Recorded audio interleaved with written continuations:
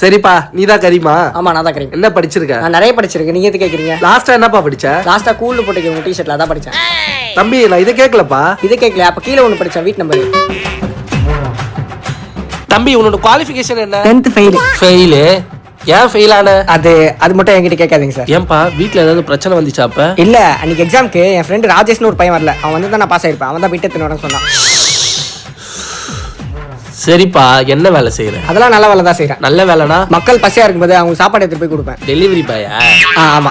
தம்பி, எதை நம்பி என் பொண்ணை உனக்கு கொடுக்கறது? என்ன நம்பி கொடுங்க. உன்ன நம்பணுமா? நீ எல்லாத்துக்கும் ஒரு ஜோக்கா போட்டுக்கிறியப்பா. தம்பி தம்பி தம்பி தம்பி, ஓரளவுக்கு தான் பொறுத்துக்க முடியும். இங்க பாரு, ஜோக்கு கேட்க நல்லதா இருக்கும், ஆனா அது வாழ்க்கைக்கு நல்லா இருக்காது. இங்க பாருமா, உனக்கும் இவனுக்கும் செட் ஆகாது. செட் ஆகுமே, நாங்க ஃபிளேம்ஸ்லாம் போட்டு பார்த்திருக்கோம். மேரேஜ் இருந்தா வந்துச்சு. நான் சொல்றேன்ல, அவன் உனக்கு வேணாம். அப்பா எனக்கு அவன் தான்ப்பா வேணும். அவன் கூட இருந்தா நான் சந்தோஷமா இருப்பாப்பா. அவன் வாழ்க்கை ஃபுல்லா ஜோக் போட்டு என்ன சந்தோஷமா வச்சுப்பான்ப்பா. ப்ளீஸ்ப்பா.